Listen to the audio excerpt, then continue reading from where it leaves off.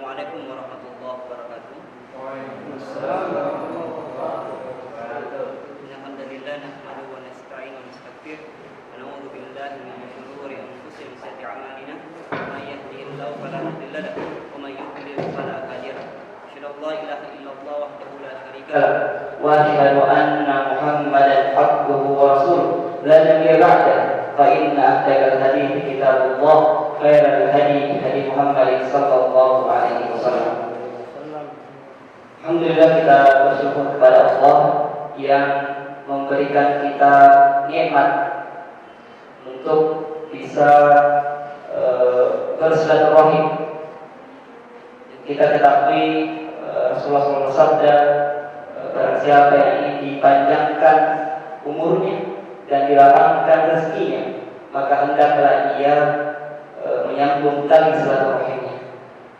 Apa yang kita kerjakan sekarang, kita bersilaturahim seperti ini, menyambung tali silaturahim, maka insya Allah menjadi wasilah untuk kemudian dilapangkan rezeki dan dipanjangkan umur.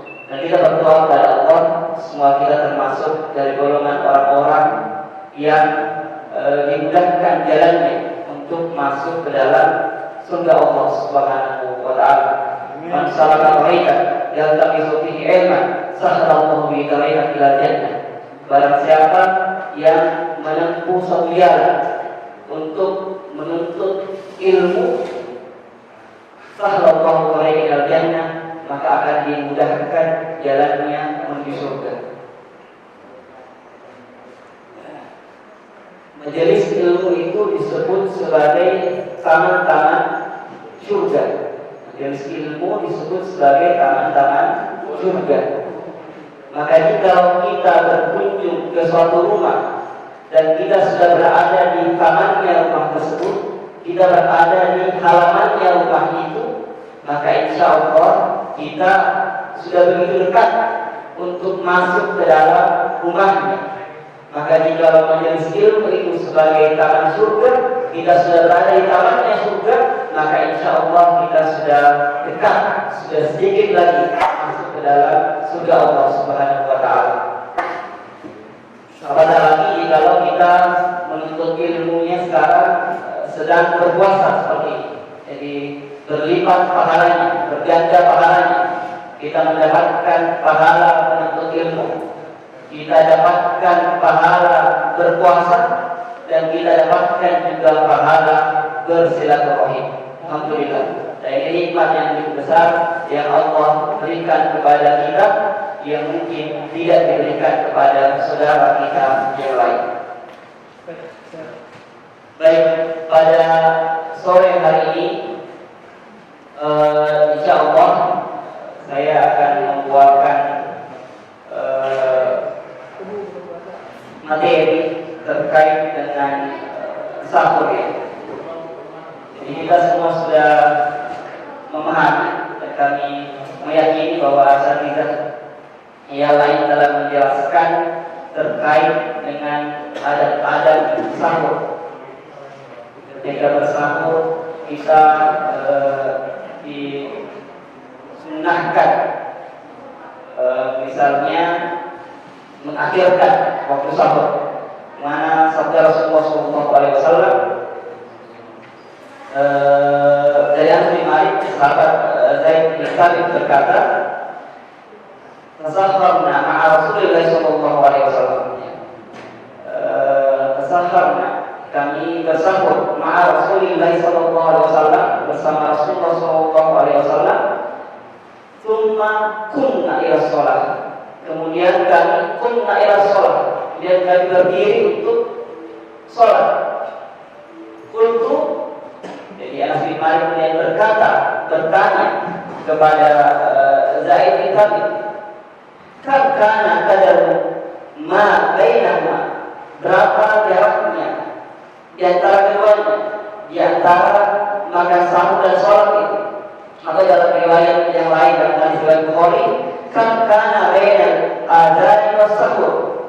Kam kana, berapa jaraknya, berapa lama antara azan dan waktu sahur tersebut?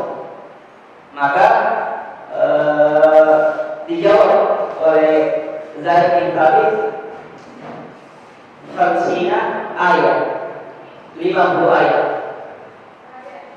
Dari sini ada beberapa pelajaran kita bisa ambil. Pelajaran pertama ketika Zaid bin Thabit berkata kepada Anas bin Malik, "Tasaharna ma'a Rasulillah sallallahu alaihi wasallam." Kami bersahur bersama Rasulullah. Berarti pelajarannya adalah sudah terbiasa sahabat itu bersahur bersama Rasulullah. Dan salah satu sunnah adalah bersahur bersama. Bagaimana sahabat Zaid bin Thabit bersahur bersama Rasulullah sallallahu alaihi wasallam. Maka kalau kita mampu untuk sahur bareng bersama saudara kita, kalau kita ada rumah, misalnya sukunya dekat, rupanya dekat, kalau bisa bersahur bareng bersama saudara kita, maka insya Allah itu lebih baik dibandingkan bersahur sendiri. Dimana Rasulullah juga bersahur bersama keluarganya, maka bersahur bersama keluarga itu lebih baik dibandingkan bersahur sendiri. Di sini kita juga mengambil pelajaran ketika pelajaran pertama kita dapatkan bahwa bersahur bersama itu sunnah, dan secara umum makan bersama saudara itu sunnah. Makan bersama saudara itu sunnah. Bahkan kalau kita makan bersama, misalnya, maka itu akan turun keberkahan. Salah satu keberkahannya, seberapa banyak pun makanannya itu akan habis, dan kalau pun makanannya sedikit pasti cukup insya Allah. Dalam sebuah hadis disebutkan makanan untuk 1 orang itu cukup untuk 2 orang, makanan untuk 2 orang cukup untuk 3 orang, makanan 3 orang cukup untuk 4 orang. Ini salah satu keberkahan jika kita makan bersama.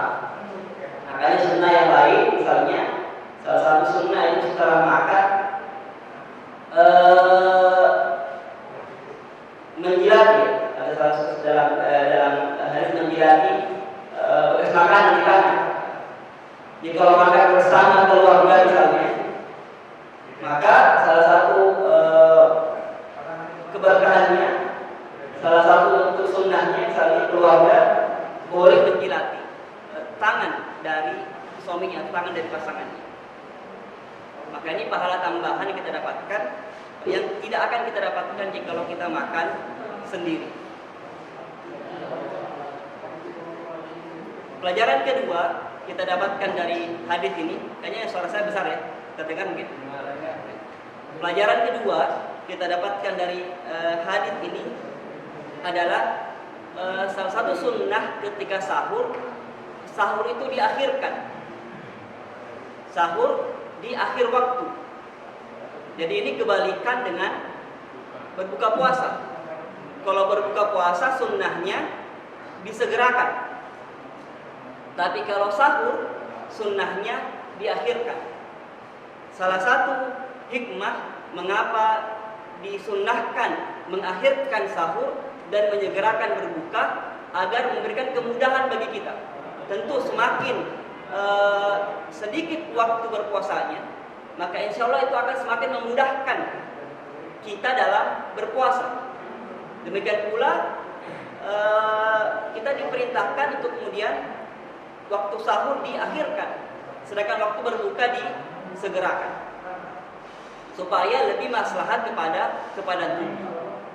Dalam ilmu kesehatan juga, kalau kita makan sahur misalnya, ada orang makan sahur misalnya jam 1 malam.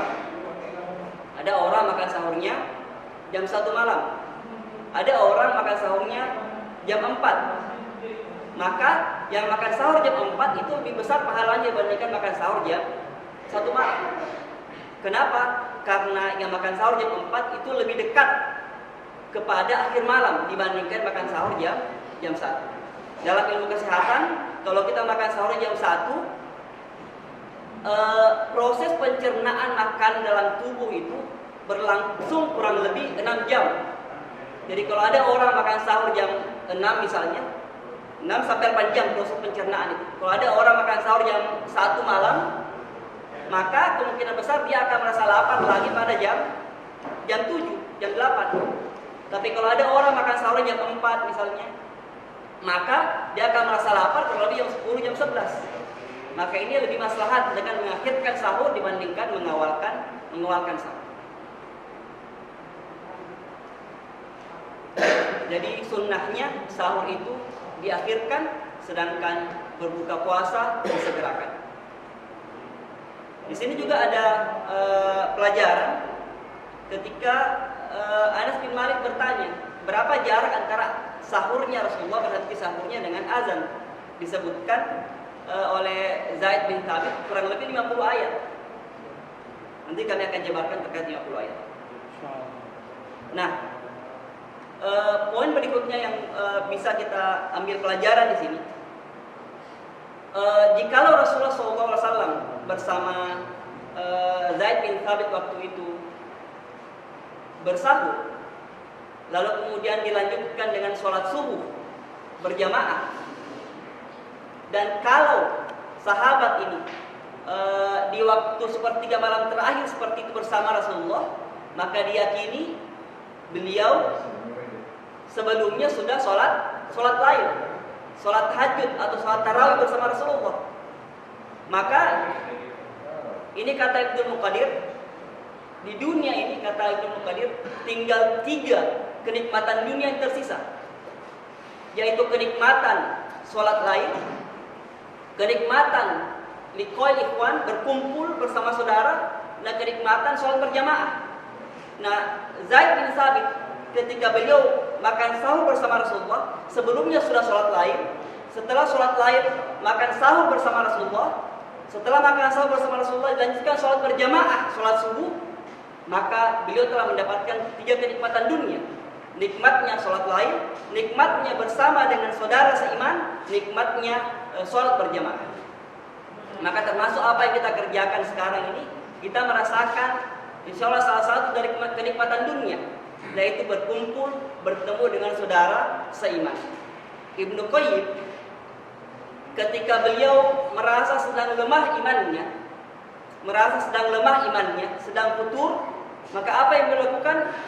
Beliau datang untuk menemui gurunya, Ibnu Taimiyah. Menemui gurunya Ibnu Taimiyah, dan beliau berkata, "Jika kami mandang wajah guru kami, agar bertambah keimanan dalam hati kami."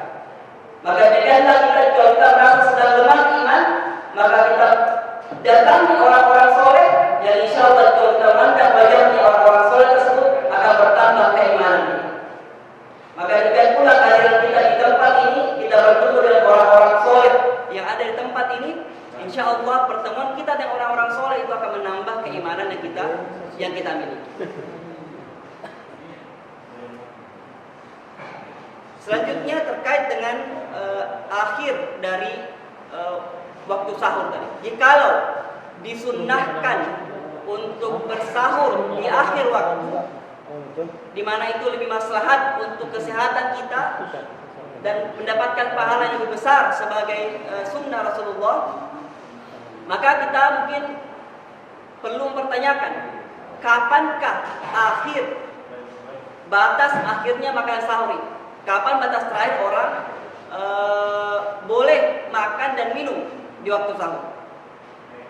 Maka kita merujuk kepada firman Allah SWT dalam surah Al-Baqarah ayat 197, "Wa kulu washrabu hatta yatabayyana lakumul khaytul abyadu minal khaytil aswadi minal fajr."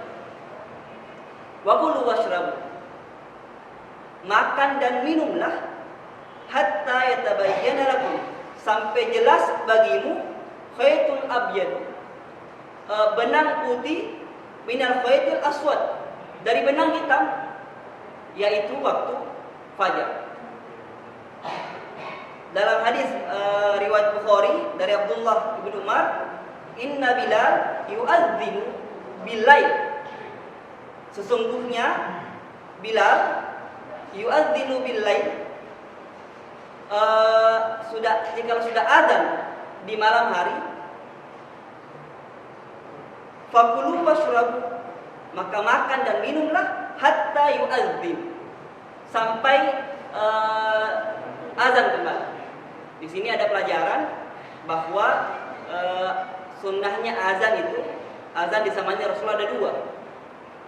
Ada azannya Bilal, ada azannya Ibnu Ummi Maktum. Jadi ada dua tukang azannya Rasulullah. Azannya Bilal itu hanya penanda saja untuk kemudian bangun salat lain, untuk kemudian bersiap-siap sebelum masuknya waktu subuh. Sedangkan salatnya Ibnu Ummi Maktum itu adalah waktu untuk salat subuh. Jadi ada dua kali azannya. Nah, kata Rasulullah di sini, dalam hadis disebutkan, jikalau Bilal sudah azan, makan dan minumlah. Di sini pelajaran sahurnya itu di akhir malam. Makan dan minumlah sampai terdengar azannya Ibnu Ummi Maktum, sampai terdengar azan yang kedua. Jadi batas untuk kemudian makan dan minum sampai terdengarnya azan, di mana azan subuh ini ditandai dengan hadirnya fajar. Fajar sendiri ada dua, ada namanya fajar kazib, ada fajar sodik. Fajar kazib, fajar yang horizontal, dia menjulang ke atas. Fajar kazib. Jadi kalau misalnya di waktu subuh atau sebelum subuh keluar lalu melihat ada cahaya terang yang menjulang ke atas seperti ekor serigala, maka itu fajar kazib. Dan jikalau kemudian melihat ada cahaya putih kemerah-merahan yang vertikal menyebar, maka itu fajar sodik. Jadi fajar yang menjadi penentu berakhirnya waktu sahur adalah fajar sodik ini, bukan fajar kazib. Fajar yang menjadi awal waktu subuh adalah fajar sodik ini, bukan fajar kazib. Jadi kita berhenti makan dan minum berdasar pada hadis dan ayat tadi. Batasnya makan dan minum adalah ketika terlihatnya fajar sodik ini. Nah,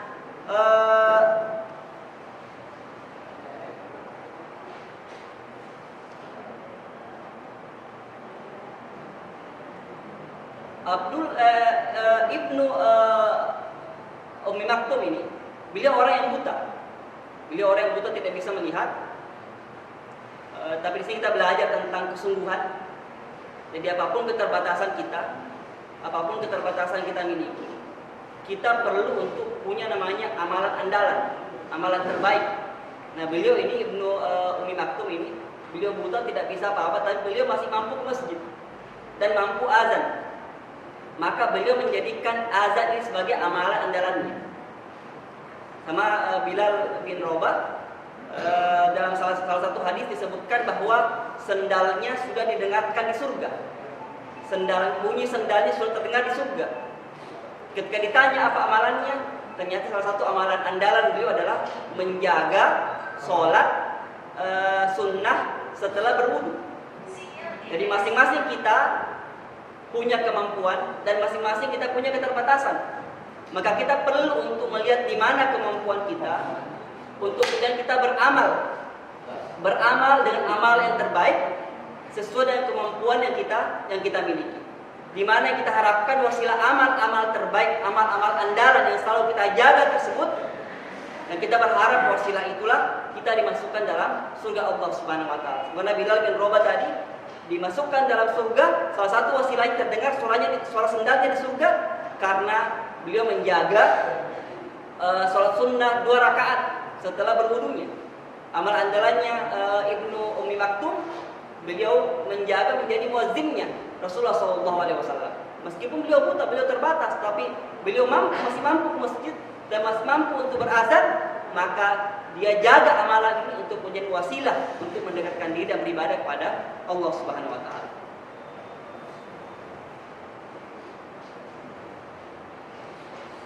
Nah, tadi kita telah belajar bahwa batas antara bolehnya makan dan minum adalah terbitnya fajar sodik.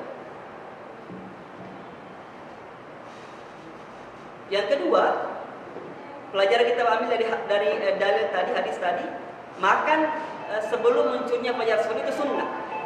Jadi Rasulullah merintahkan kita untuk makan dan minum sampai terdengar azan kedua atau sampai munculnya fajar shadiq. Maka hukumnya makan sahur itu sunnah. Jadi meskipun ada orang, apalagi dalam hadis fi sahuri barakah, dalam sahur itu ada berkahnya. Meskipun ada orang yang dia merasa kuat dirinya, meskipun tidak makan sahur, dan dia berkata dengan semakin beratnya tantangan saya maka semakin banyak pahalanya, maka ini kurang tepat. Jadi kita disunnahkan untuk tetap bersahur meskipun dengan segelas air. Jadi kalau kita misalnya ada lambat bangunnya, tinggal sudah hampir muncul fajar shadiq, sudah hampir azan, maka kita usahakan untuk tetap bersahur meskipun dengan segelas air, meskipun dengan minum air saja. Insya Allah bisahuri barakah. Insya Allah dalam sahur ada berkahnya. Maka ini lebih besar pahalanya orang yang kemudian bersahur meskipun dengan seteguk air dibandingkan orang yang merasa dirinya hebat dan berkata saya tidak perlu sahur karena saya kuat. Meskipun tubuhnya kuat, tetapi paling minimal mesti bersahur meskipun dengan segelas air. Jadi makan sebelum terbitnya fajar shadiq hukumnya sunnah. Dan sebaliknya makan setelah terbitnya fajar shadiq hukumnya haram. Bahkan jika ada orang yang masih makan sudah terbit fajar shadiq, sudah azan dan dia masih makan, sudah masuk waktu subuh dan dia masih makan, maka kata para ulama puasanya batal dan dia wajib untuk mengqada puasa tersebut. Maka kita perlu berhati-hati di sini akan terbitnya fajar shadiq. Nah, ada yang menarik penjelasan para ulama terkait dengan hadis ini, yaitu makan dalam waktu yang syak, makan dalam waktu yang masih ragu. Apakah fajar shadiq sudah terbit atau tidak? Biar ragu fajar shadiq sudah terbit atau tidak. Maka jikalau kita ragu fajar shadiq sudah terbit atau tidak, maka di sini ada dua penjelasan, ada dua pendapat ulama. Apa hukumnya makan dalam keadaan ragu? Jadi yang tadi makan sebelum fajar shadiq, kita yakin fajar shadiq belum ada. Yang kedua makan setelah terbitnya fajar shadiq, kita yakin fajar shadiqnya sudah ada. Satu sunnah yang sebelum fajar shadiq hadir hukumnya sunnah, setelah fajar shadiq hadir hukumnya haram. Nah, bagaimana kalau kita dalam keadaan ragu? Ini fajar shadiqnya sudah terbit atau belum? Maka di sini ada dua pandangan ulama kita. Pertama, hukumnya haram untuk makan di situ, atau paling minimal para ulama menyebutkan lebih utama, lebih afdal, lebih disunnahkan untuk meninggalkan untuk tidak makan. Maksudnya apa? Ketika kita dalam keadaan ragu, pendapat pertama para ulama kita, kalau kita ragu apakah sudah masuk waktu subuh atau belum, sebagian kecil ulama kita seperti Imam Malik, Imam Al-Ghazali, Imam Al-Mutawali, Imam Al-Mawardi, Imam Ibnu Al-Arabi, ulama Malikiyah pada umumnya, mereka menyebutkan jika kita ragu apakah sudah masuk waktu subuh atau tidak, sudah muncul fajar shadiq atau tidak, kalau kita ragu, maka lebih afdal, kata para ulama ini, lebih afdal untuk kita tidak makan di sini, untuk meninggalkan keraguan menuju pada keyakinan. Di sini berasal pada kaidah fikih misalnya al-khuruj minal khilaf mustahab. Jadi keluar al-khuruj minal khilaf, keluar dari khilaf, keluar dari perbedaan pendapat itu mustahab, itu sunnah, lebih dianjurkan. Ini kaidah fikih. Jadi salah satu pendapat yang pertama, jika kita ragu apakah sudah masuk waktu subuh atau belum, maka kita meninggalkan saja, tidak perlu makan, sebagai bentuk kehati-hatian, sebagai bentuk ikhtiar, sebagai bentuk warok kita. Dan inilah yang menjadi landasan pendapat ulama ini, misalnya Imam Malik tadi, yang menjadi landasan saudara kita di Indonesia menetapkan waktu imsak. Jadi di Indonesia kita kenal ada biasanya waktu imsak, kurang lebih 10 sampai 15 menit sebelum waktu subuh. Dan apa dasarnya ada waktu imsak di Indonesia? dasarnya adalah sebagai bentuk ikhtiar mengikuti pendapatnya Imam Malik. Sebentuk ikhtiar karena jangan sampai kita ragu apakah sudah masuk waktu subuh atau belum, maka juga waktu ikhtiar untuk kita berhenti makan sebelum masuknya waktu subuh kurang lebih 10 menitan. Dan ini juga selaras dengan hadis Anas bin Malik tadi bahwa jarak antara makan sahur, berhenti makan sahurnya Rasulullah dari waktu subuh kurang lebih 50 ayat inilah yang kemudian ditafsirkan oleh para ulama. Lamanya 50 ayat ini kurang lebih 10 sampai 15 menit. Maka ini dalilnya saudara-saudara kita di Indonesia yang mereka menggunakan tambahan waktu imsak di jadwal puasa, mengikuti pendapatnya Imam Malik. Nah, pendapat yang kedua terkait dengan makan dan minum di waktu syak, di waktu yang ragu apakah fajar sodik sudah muncul atau belum, adalah yang mengatakan makan dan minum di waktu yang ragu ini hukumnya adalah mubah, boleh. Jadi kalau kita ragu sudah subuh atau belum, sudah muncul fajar sodik atau belum, apa hukumnya makan? Pendapat kedua, dan ini pendapat jumhur ulama, bahwa masih boleh makan dan minum sampai kita yakin bahwa fajar sodik waktu subuh sudah masuk. Dalilnya ini ada asar dari Ibnu Abbas yang diriwayatkan oleh Imam Al-Bukhari ketika seorang datang bertanya kepada Ibnu Abbas, kapankah saya berhenti sahur? Kapan saya berhenti makan ketika sahur? Ibnu Abbas berkata, kul ma syakatta hatta yatabayyana lak. Ibnu Abbas berkata, makanlah selama engkau masih ragu sampai jelas padamu bahwa fajar sodik itu sudah lahir, sudah terbit. Ini sesuai dengan kaidah fikih, al-yaqinu la yazulu bisyak. Al-yaqinu, keyakinan tidak dihilangkan dengan keraguan. Jadi saat kita sedang bersahur misalnya dan kita ragu fajar sodik sudah terbit atau belum, jadi kita bersahur di waktu malam dan kita yakin itu masih malam, tetapi kita ragu apakah sudah fajar sodik atau belum. Keyakinan kita itu masih malam, keraguan kita fajar sodik sudah terbit atau belum. Maka keyakinan kita bahwa itu masih malam tidak bisa dihilangkan oleh keraguan kita bahwa fajar sodik sudah terbit atau belum. Maka karena keyakinan tidak bisa dikalahkan oleh keraguan, maka saat itu masih dihukumi sebagai waktu malam, dan karena masih dihukumi waktu malam masih boleh makan. Itu ketika kita ragu apakah fajar sodik sudah terbit atau belum. Jadi kalau kita mengikuti pendapat kedua ini, maka jika kita ragu fajar sodik sudah terbit atau belum, waktu subuh sudah masuk atau belum, maka tetap makan sampai kita yakin fajar sodiknya sudah terbit. Bagaimana prakteknya ini?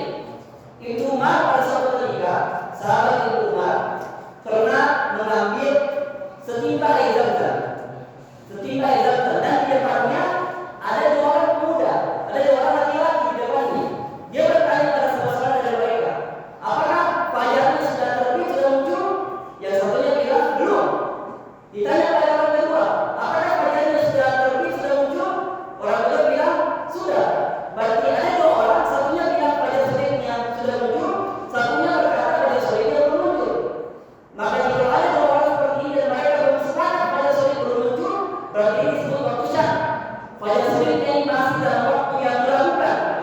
Dan karena masih diragukan, apa yang dilakukan? Air zam-zam tetap diminum.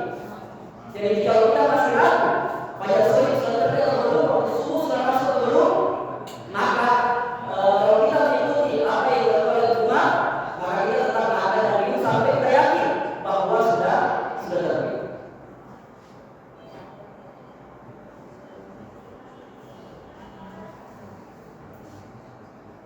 Nah, jika kita mengikuti pendapat yang kedua ini, pendapatnya jumhur ulama yang mengatakan bahwa boleh makan dan minum ketika kita ragu apakah fajar sodik sudah terbit atau belum ada keyakinan dalam diri kita bahwa sudah masuk waktu subuh, belum ada keyakinan Inilah yang menjadi landasan sebagian ulama tanda kutip membid'ahkan waktu imsak. Dan mungkin jemaah sekalian pernah mendengar ada yang menyebutkan pemberian waktu imsak di jadwal sholat itu bid'ah atau tidak sesuai dengan sunnah. Dari mana dasarnya pembid'ahan tersebut? Dasarnya adalah dari pandangan yang kedua ini, karena disebutkan bahwa kita masih boleh makan dan minum sampai waktu subuh, sampai terbitnya pada sore. Namun jika kemudian ada yang memerintahkan kita untuk berhenti makan misalnya 10 atau 15 menit sebelumnya, maka itu dianggap sebagai sesuatu yang bid'ah. Alasannya apa? Karena tidak sesuai dengan yang dipraktekkan oleh sahabat, misalnya Abu Bakar. Misalnya di sini pendapatnya Al-Habib Ibnu Al-Asqalani ataupun Syekh Al-Qaradawi dan juga ulama Saudi Syekh Shalih Al-Utsaimin. Jadi pendapatnya ketiga ulama ini memindahkan waktu imsak. Jadi kalau teman-teman sekalian, bapak-bapak sekalian, bapak ibu sekalian mendapati juga pendapat ada yang memindahkan, menganggap itu tidak sunnah ada waktu imsak, maka itu memang ada pandangan itu. Misalnya lahir dari Syekh Utsaimin. Dan jika ada yang kemudian menerapkan itu dan menganggap itu sebagai bentuk ikhtiar, bentuk hati-hatian, bentuk wara, jangan sampai masuk waktu subuh, maka ada juga yang berpegang pada pendapat itu, terutama Imam Malik.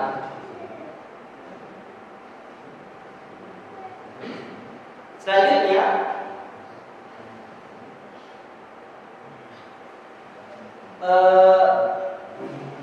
maka tadi kita sudah bahas bahwa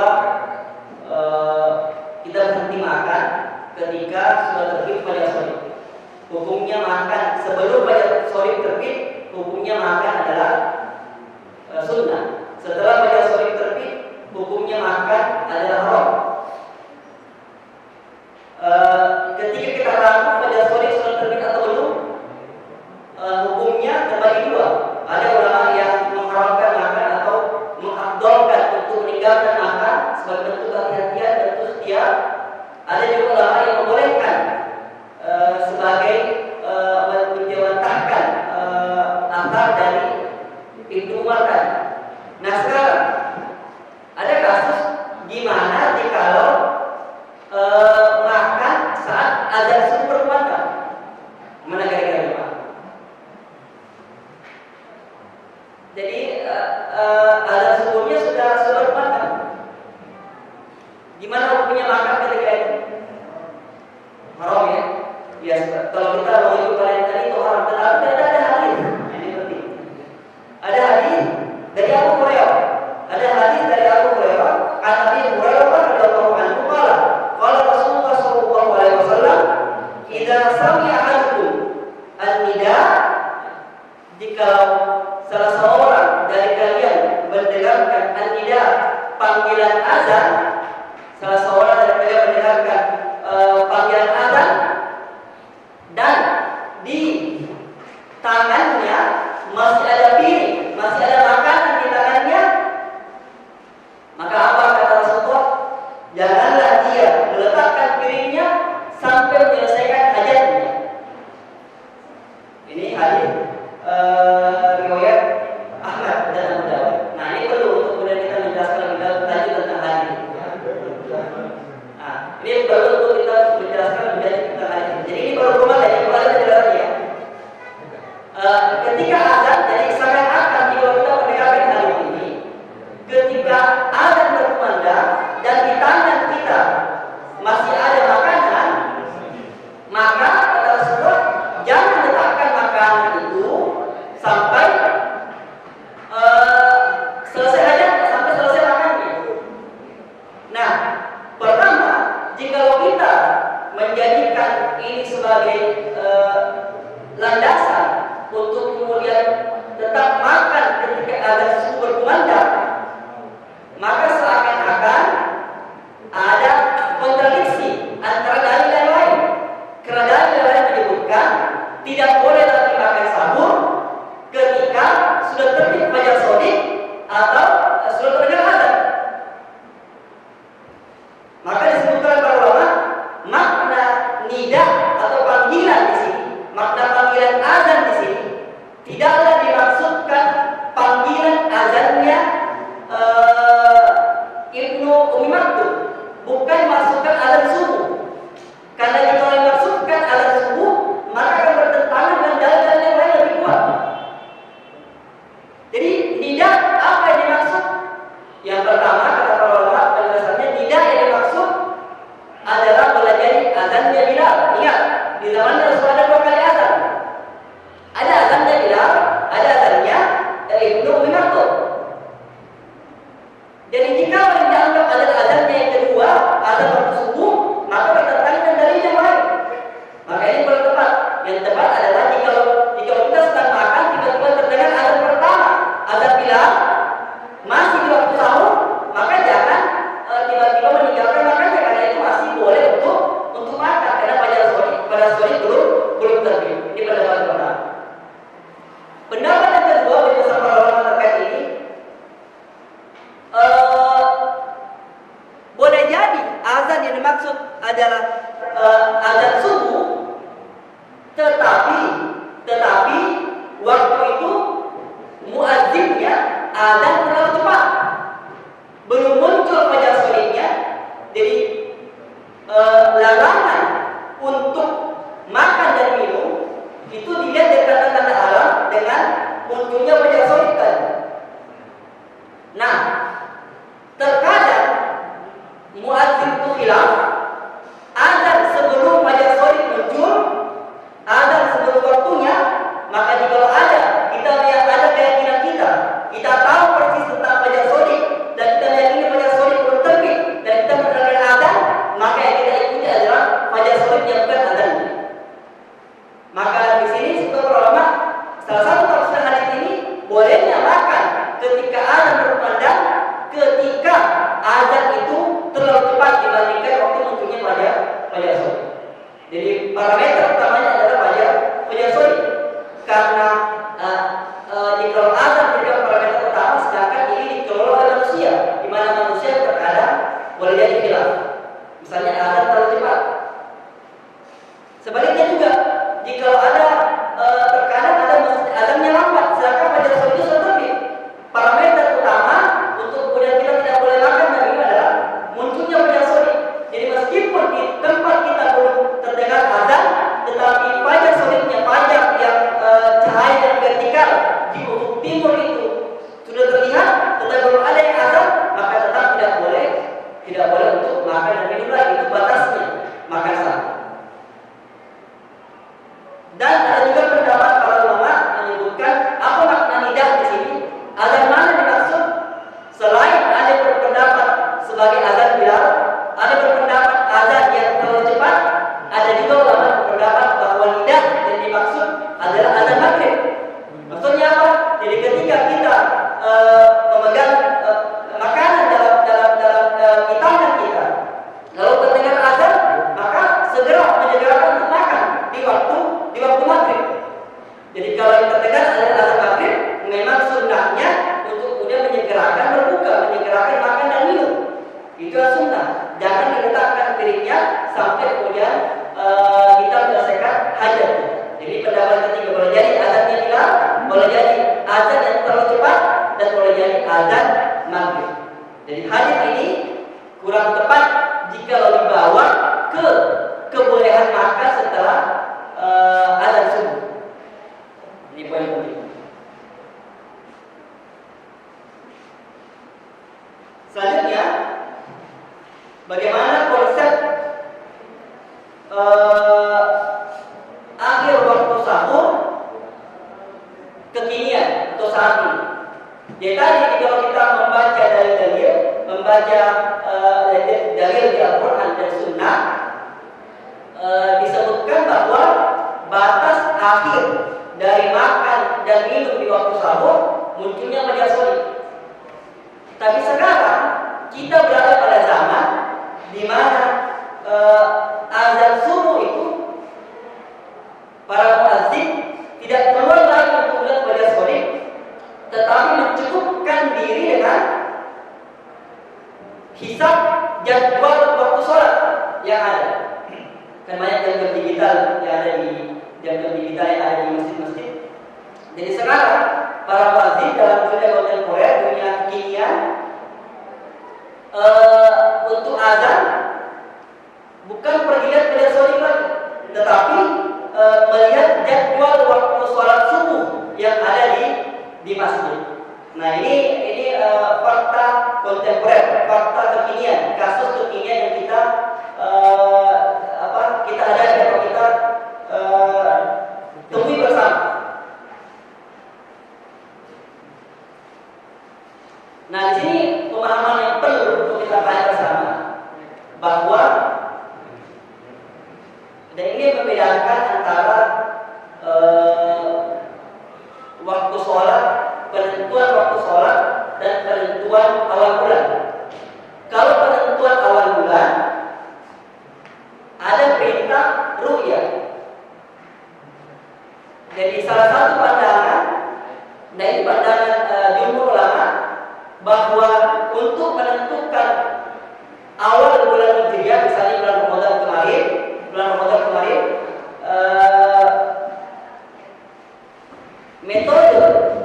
metode yang disepakati oleh jumhur ulama, penentuan awal bulan Ramadan mesti dengan ru'yah, mesti dengan melihat langsung. Di mana bahkan sebagian membid'ahkan atau melarang menggunakan hisab. Nah ini berbeda hukumnya terkait dengan waktu sholat. Jadi jika kita melihat dalil-dalil tentang penentuan awal bulan, memang dalil-dalilnya ada secara tekstual menyebutkan sumu di ru'yah, berpuasalah dengan meru'yah. Jadi disebutkan langsung ada kata ru'yah. Disinilah sebagian ulama menafsirkan bahwa ru'yah ini sebagai bentuk ibadah, sehingga karena dia ibadah tidak boleh diganti dengan wasilah yang lain, misalnya dengan hisab.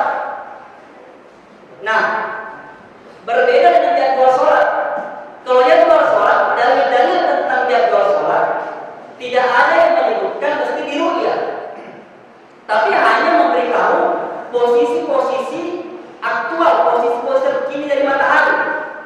Misalnya waktu zuhur, ketika matahari telah tergelincir, tidak disebutkan harus melihat mataharinya misalnya. Maka dari sini ada yang berpandangan dan ini yang disepakati secara umum yang banyak dipraktikkan sekarang, bahwa untuk waktu sholat tidak apa-apa menggunakan hisab. Dan hisab waktu sholat yang ada sekarang ini sudah akurat, karena sudah menggunakan rumus-rumus astronomi, rumus-rumus falakiyah dengan akurasi yang tinggi. Karena akurasinya sudah tinggi, maka penentuan fajar sodik, karena fajar sodik itu kalau kita lihat artinya, pengertiannya apa itu fajar sodik? Fajar sodik adalah cahaya pertama yang muncul di bumi. Jadi jika kita lihat pergerakannya matahari kan berputar mengelilingi bumi dalam sudut pandang manusia yang ada di bumi. Gerak semua matahari setelahnya, matahari berputar mengelilingi bumi. Jika mataharinya sedang di atasnya kita, maka itu siang. Mataharinya di bawah, itu di kitanya adalah malam. Tidak ada cahaya matahari karena kita tidak mataharinya di belakang kita atau di bawah kita. Nah, ada juga kasus mataharinya pas, misalnya di horizon. Jadi kalau kita melihat ke arah sana, terus matahari di pantai misalnya, terus kita lihat matahari terbenam, atau di gunung kita lihat matahari terbenam yang awalnya lingkaran penuh lalu terbenam, pas mataharinya full terbenam, maka itulah waktu masuknya sholat maghrib. Biasanya kalau matahari terbenam di bagian barat, ufuk barat masih ada warna kekuning-kuningan, masih ada warna kekuning-kuningan.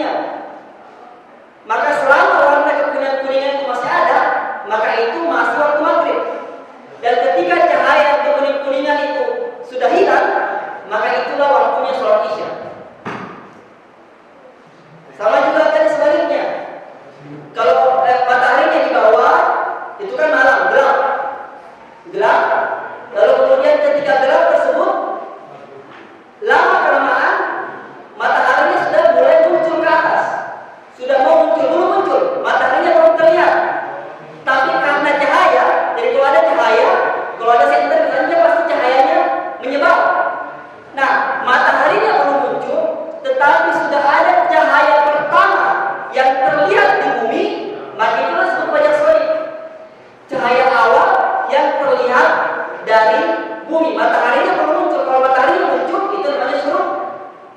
Waktunya sholat duha.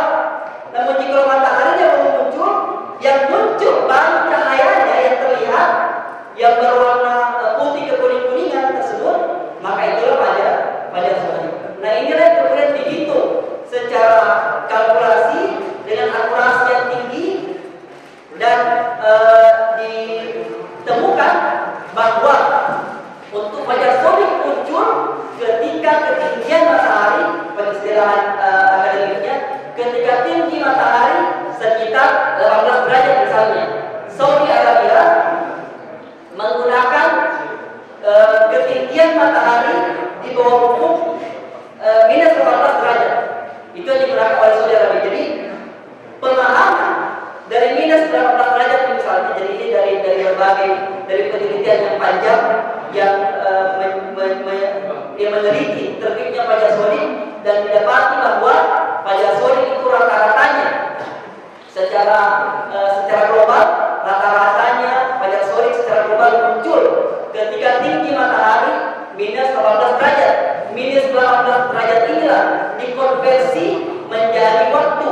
Misalnya sekarang kalau waktu subuh sekarang jam 5 lewat 5 menit ya.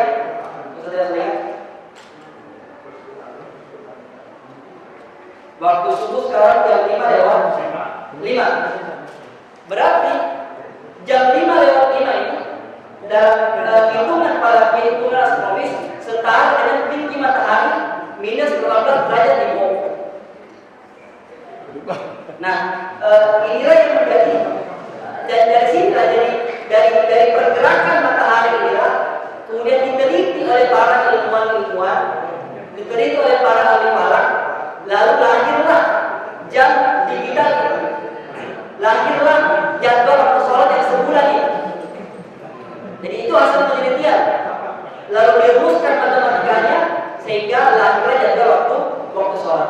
Jadi kita bertanya, apakah jadwal waktu sholat itu sudah akurat? Jawabannya, jadwal waktu sholat itu sudah akurat sebagaimana dalil-dalil yang ada.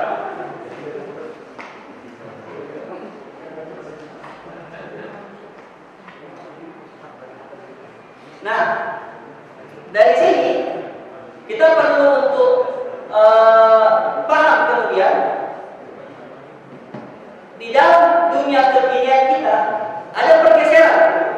Jadi kalau sebelumnya tanda masuknya waktu subuh atau tanda akhir dari waktu sahur adalah dengan munculnya fajar shodiq, dengan melihat fajar shodiq.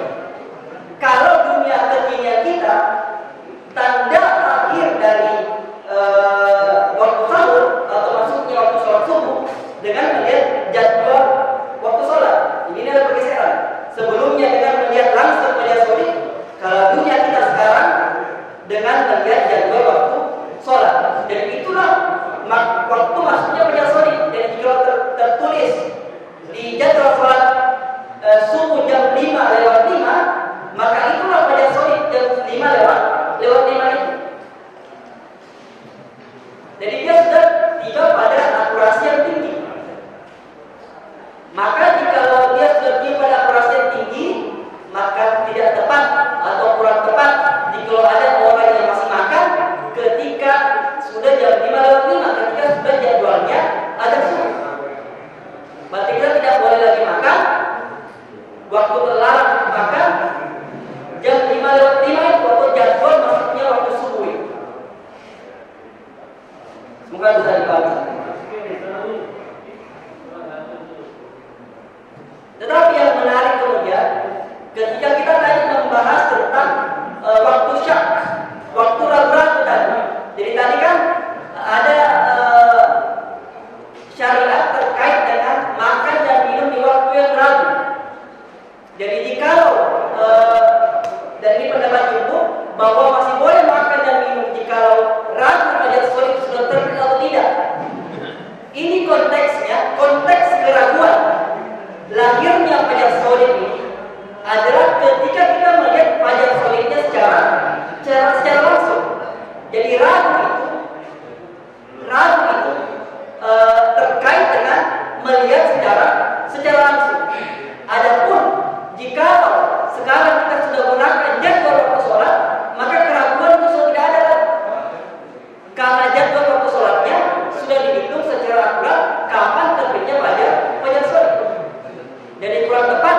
Jadi kalau kemudian orang meragukan jadwal sholat, lalu menggunakan hadis atau asar tentang waktu syak ini, sehingga dia tetap makan.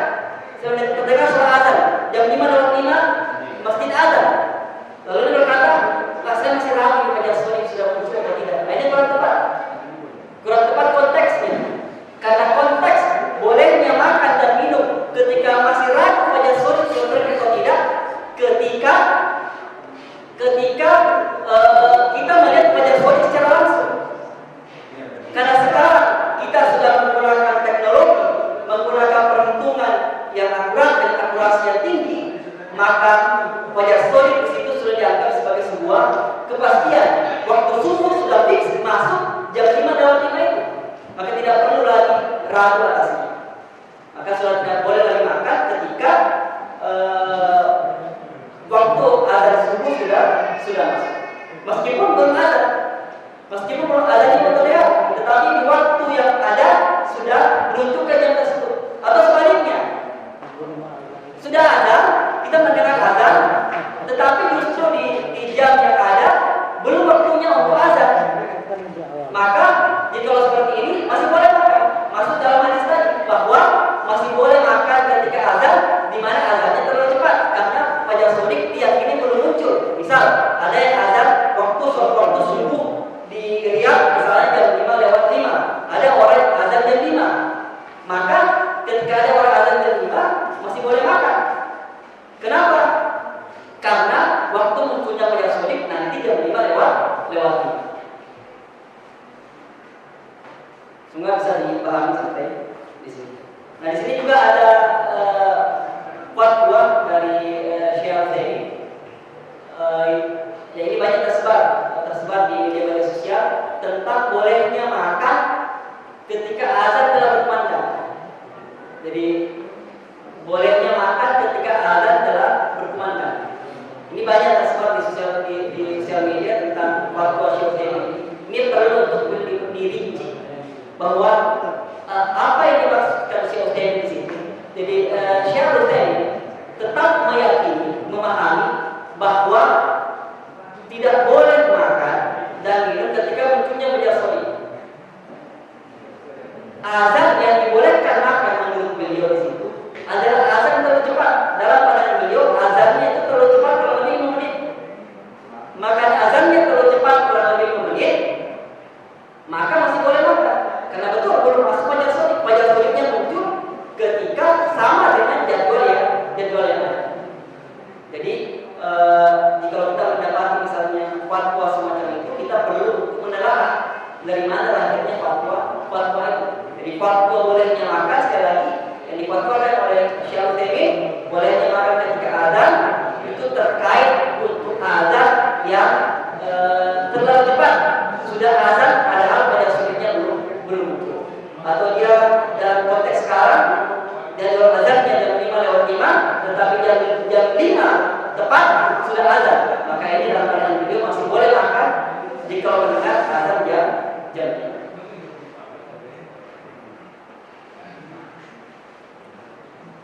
Ya, demikian mungkin dari saya. Jadi saya berikan kesimpulan singkat. Jadi sebelum masuknya jadwal waktu subuh, sebelum, jadi kalau dalam konteks sekarang, konteks kita saat ini, saya bertanya, saya tanya jawab aja. Jadi konteks kita saat ini yang kita lihat adalah jadwal sholat di kalender, di jam-jam digital, maka itu sudah tepat. Maka sebelum waktu masuknya sholat subuh di jadwal sholat tersebut, maka masih boleh untuk makan. Akan tetapi lebih afdol, lebih utama jika kemudian kita berhenti atau memberikan jeda sedikit, mungkin 10-15 menit sebelumnya, merujuk pada hadis Anas bin Malik tadi, bahwa jarak antara akhir sahur dengan azan subuh adalah 50 ayat. 50 ayat ini ditafsirkan oleh para ulama, 50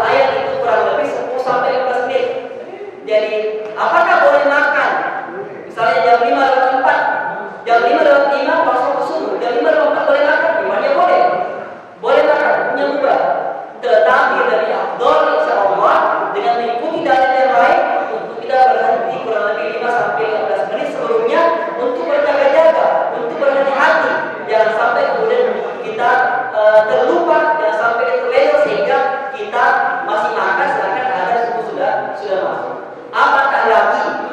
Apatah lagi biasanya kita kalau sudah makan itu kadang butuh sikat gigi. Kalau sudah makan kadang butuh untuk ke WC dulu. Kadang butuh ada keperluan lain yang kita mau kerjakan. Maka jika seperti itu supaya tidak terlambat juga sholatnya, maka yang terbaik insya Allah yang afdol adalah berhenti makan sekitar 10 sampai 15 menit sebelumnya sebagai bentuk kehati-hatian dan memberikan ruang untuk melakukan aktivitas lain yang terkait dengan kebutuhan pribadi kita sebelum azan subuh berkumandang. Akan tetapi jikalau kita misalnya bangunnya terlambat, tapi belum azan, masih ada 10 menit sebelum azan, itu masih waktu yang boleh untuk makan dan minum. Paling minimal setidaknya kita minum seteguk air.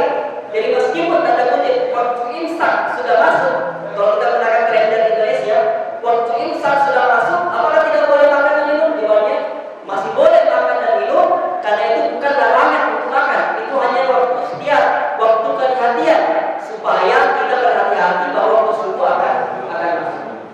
Jadi waktu imsak masih boleh makan, tapi jika waktu kita luang, kita sudah bangun sejak lama, waktu kita luang, maka yang terbaik adalah berhenti makan di waktu imsak. 10 sampai 15 menit sudah berhenti makan untuk kemudian memberikan jeda waktu melakukan aktivitas pribadi, kebutuhan pribadi yang lain seperti sikat gigi atau ke WC, sehingga nanti bisa mendapati sholat tepat waktu di masjid. Jadi kalau kita pas azan baru berhenti makan, misalkan butuh ke WC, misalnya kalau kita ke WC, jadi antara azan dan iqamah kita tertinggal lagi sholat sunnah 2 rakaat sebelum sholat subuh. Karena kita habiskan waktu azan dan iqamah itu di WC. Karena waktu kondisinya terlalu mepet. Jadi tetap berikan jeda, itu yang betul. Tapi kalau kita terlambat, maka tidak apa-apa. Paling minimal kita bisa minum sebagai bentuk untuk mengambil berkahnya waktu sahur. Demikian mungkin dari kami. Dan saya berharap bisa datang. Saya balik dulu.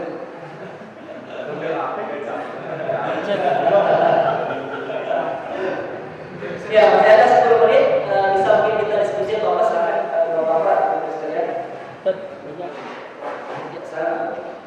Yang mau bertanya silakan. Itu udah siapa?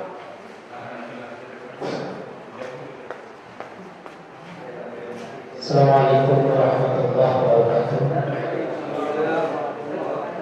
Seperti apa yang baru disampaikan oleh Ustaz, bahwasanya ada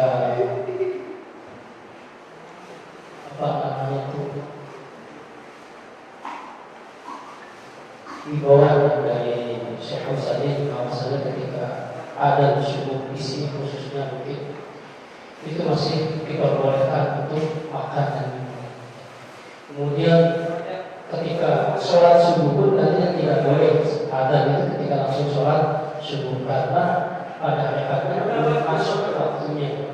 Jadi ada jeda mungkin 5 atau 10 menit antara ada dengan sholat subuh. Dan kenyataannya demikian sampai kalau subuh itu sampai setengah jam menunggu sholat itu seperti itu. Nah ini menjadi patokan Ustaz. Menjadi patokan. Ini kata tegasan Ustaz satu.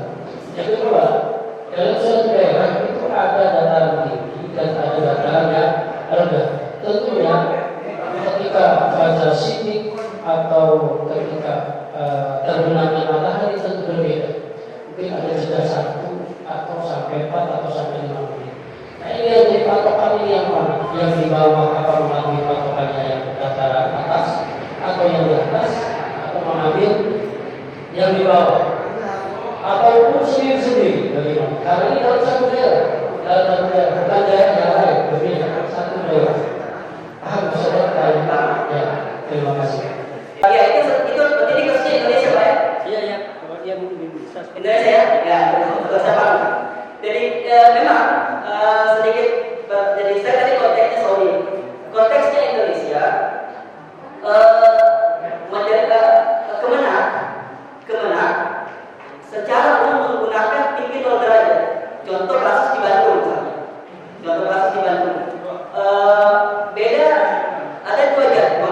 beda waktu maghribnya.